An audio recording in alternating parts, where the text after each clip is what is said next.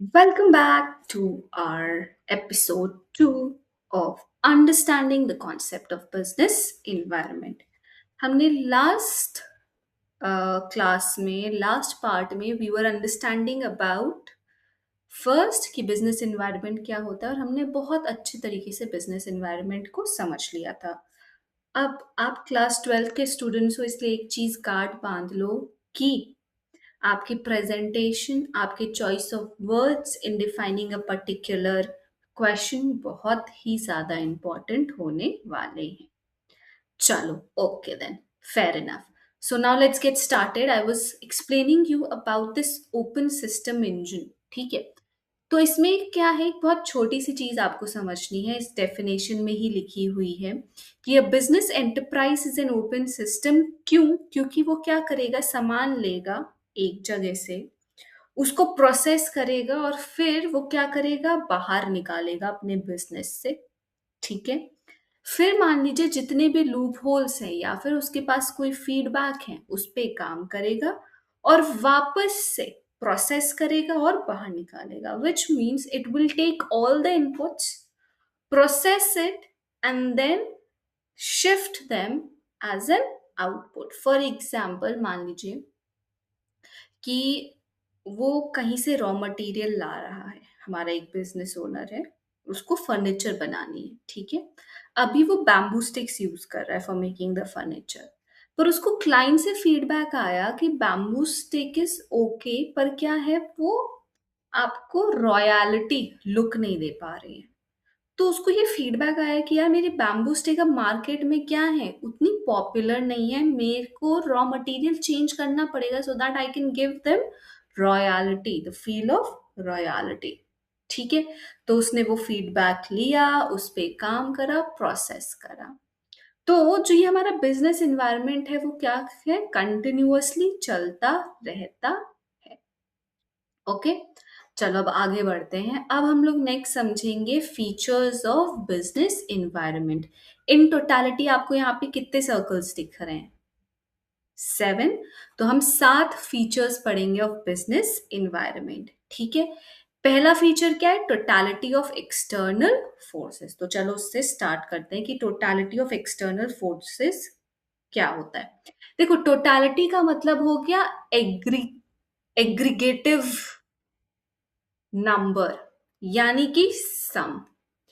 तो business environment क्या है, sum of all the external forces. और वो फोर्सेस क्या थे, वो हमने सीखे थे, कुड बी एनीथिंग, बट क्योंकि हम लोग को रिमाइंड करना है तो लेट्स रिकॉल देम। क्या क्या थे?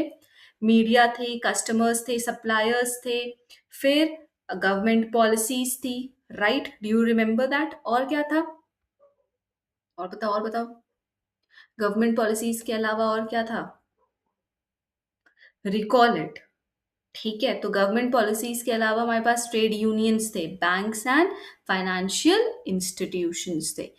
तो पहला फीचर बिजनेस एनवायरनमेंट का क्या है कि बिजनेस एनवायरनमेंट कैसे बनेगा, totality of external forces. Simple. तो इस हेडिंग को आपको याद रखना है। हेडिंग क्या कह रही है, टोटालिटी ऑफ एक्सटर्नल फोर्सेस, और अंदर क्या बता दोगे, वही सिंपल लाइन कि it is the sum of क्या, ऑल द थिंग्स, और उनके एग्जाम्पल दे देना। चलो आगे बढ़ते हैं। नेक्स्ट इज, ये मार्क कर लो अगर आपकी बुक्स में है, जनरल वर्सेस स्पेसिफिक फोर्सेस। ये 2 नंबर में आता है। ठीक है, कि जनरल फोर्सेस क्या होते हैं और स्पेसिफिक फोर्सेस क्या होते हैं, आप इसके बीच का मुझे क्या बताओ, डिफरेंस बताओ। जनरल और किसका, स्पेसिफिक फोर्सेस का। तो इसको मार्क कर लो आप, कितने नंबर में आएगा ये, 2 मार्क्स में आएगा। ठीक है, तो जनरल और स्पेसिफिक फोर्सेस जैसे आप हमारी स्लाइड में देख सकते हो, क्या है कि स्पेसिफिक फोर्सेस क्या करेंगे, डायरेक्टली इन्फ्लुएंस करेंगे, और जो जनरल फोर्सेस हैं वो कैसे इन्फ्लुएंस करते हैं आपके बिजनेस को, इनडायरेक्टली। और यहाँ पे हम किसकी बात कर रहे हैं, बिजनेस इन्वायरमेंट की। ठीक है, तो डायरेक्टली और इनडायरेक्टली ये क्या करते हैं, इम्पैक्ट करते हैं आपके किसको, बिजनेस को। ठीक है, तो इसको हम लोग ने क्या नाम दिया है, स्पेसिफिक फोर्सेस, और दूसरे का नाम क्या है, जनरल फोर्सेस। एग्जाम्पल समझना, हमारे केस में पिछली बार हमने एग्जाम्पल में समझा था कि रिया के पास क्या है, एक बिजनेस है किसका? हेल्दी फूड का। तो अब क्या हुआ कि रिया ने ये सीखा कि कुछ चीजें हैं, there are some things that affect all the businesses. And अब वो कैसे इफेक्ट करती है? दो तरीके से। एक जनरल फोर्सेस और दूसरा स्पेसिफिक फोर्सेस। ठीक है। तो जनरल फोर्सेस का मतलब हो गया वो जो क्या करे, डायरेक्टली इन्फ्लुएंस करे। सॉरी, जनरल फोर्सेस मतलब इनडायरेक्टली और स्पेसिफिक फोर्सेस मतलब डायरेक्टली। तो इसका एग्जाम्पल समझो। फॉर एग्जाम्पल, जनरल का, price going up, new technology coming, change in fashion, health awareness, अगर ये सब की वजह से चेंजेस आ रहे हैं तो दोज आर जनरल फोर्सेस। तो स्पेसिफिक फोर्सेस क्या हुए भाई? मान लीजिए कि forces that affect her shop directly, उसके कस्टमर्स अचानक से कम हो गए या अचानक से बढ़ गए, उसका सप्लायर उसने रॉ मटेरियल देना बंद कर दिया, उसके कॉम्पिटिटर्स अचानक से बढ़ गए, बैंक, उसका बैंक क्या कर रहा है, कह रहा है कि नहीं अब हम आपको पैसे नहीं दे पाएंगे, we can not give you more money. So these are specific forces that will directly impact her business environment or her business, and then there are general forces that will indirectly impact her business. Okay, now what is next? The next thing is your interrelatedness. तो अब हम लोग next slide पे आते हैं। Inter relatedness का मतलब क्या होता है? बिजनेस में हर चीज क्या है? इंटर रिलेटेड है। बिजनेस में हर चीज क्या है? Interrelated. For example, one day more people in Riyaz town started caring about health. मान लो बिकॉज ऑफ दैट क्या होगा? More people want healthy snacks, because of that Riya sold more cookies, because of that other shops also began making healthy food. तो रिया ने notice करा एक चीज that leads to another. This is called what? Interrelatedness. ये समझ में आया? Clarity हुई कि अभी भी कोई कंफ्यूजन है कि इंटररिलेटेडनेस क्या होता है? अगर नहीं पता है तो बताओ। ठीक है। तो इंटररिलेटेडनेस क्या है आपकी? Another feature of business environment.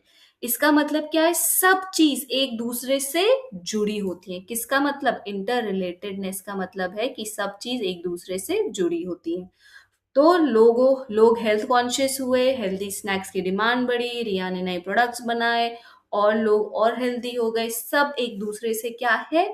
Inter connected. Okay, fourth क्या है? कॉम्प्लेक्सिटी। तो हर बिजनेस में क्या आएगी? कॉम्प्लेक्सिटी आएगी। कोई भी बिजनेस ऐसा नहीं होता जहां कॉम्प्लेक्सिटी नहीं आए। कॉम्प्लेक्सिटी का क्या मतलब है? चीजें कॉम्प्लिकेटेड होती हैं, समझना मुश्किल होता है। फॉर एग्जाम्पल, मान लीजिए एक दिन रिया की सेल अचानक से कम हो गई। ठीक है। तो अब वो समझने की कोशिश कर रही है, भैया क्यों हुआ? तो इट कुड बी क्या प्राइस ज्यादा है, क्या न्यू शॉप खुल गई, क्या लोगों का टेस्ट चेंज हो गया, क्या वेदर खराब था। इतने सारे रीजंस हो सकते हैं। ठीक है। तो this is called what? Uncertainty. अब नेक्स्ट फिफ्थ फीचर क्या है? Dynamic nature. डायनेमिक का मतलब क्या होता है? डायनेमिक का मतलब होता है चीजें हमेशा बदलती रहती हैं। फॉर एग्जाम्पल, रिया के केस में अब लोगों को क्या है? कुकीज पसंद आने लग गई। ठीक है। या अब लोगों को प्रोटीन बार पसंद है, या अब लोगों को शुगर फ्री स्नैक्स पसंद है। तो रिया को भी क्या करना पड़ेगा? अपने बिजनेस को उस तरीके से चेंज करना पड़ेगा। तो डायनेमिक मीन्स चेंजेस, सॉरी, चीजें हमेशा बदलती रहती हैं। ओके, फिफ्थ हो गया। Let's go to sixth. Uncertainty. Uncertainty का मतलब क्या है? अनसर्टेनिटी का मतलब है कि फ्यूचर का पता नहीं होता है। You can not predict the future. कल क्या बिकेगा, कल कितने नए कॉम्पिटिटर्स आएंगे, कल क्या न्यू रूल बनेगा, वो श्योर नहीं है हम लोग। ठीक है। तो अनसर्टेनिटी का मतलब है फ्यूचर प्रेडिक्ट करना क्या है? मुश्किल होता है। And now the last feature, that is what? Relativity. Relativity का मतलब क्या होता है? कि हर जगह सब कुछ अलग होता है। फॉर एग्जाम्पल, इंडिया में स्पाइसी स्नैक्स पसंद है लेकिन अमेरिका में डिफरेंट टेस्ट होगा। इंडिया में साड़ीज बिकती हैं लेकिन अमेरिका में नहीं बिकेगी। तो बिजनेस हर जगह सेम नहीं होता है। This is relativity. Did you all get all seven features? Okay, now let's end our class here. Revise this, learn it, and all the best. Let's meet in our next class.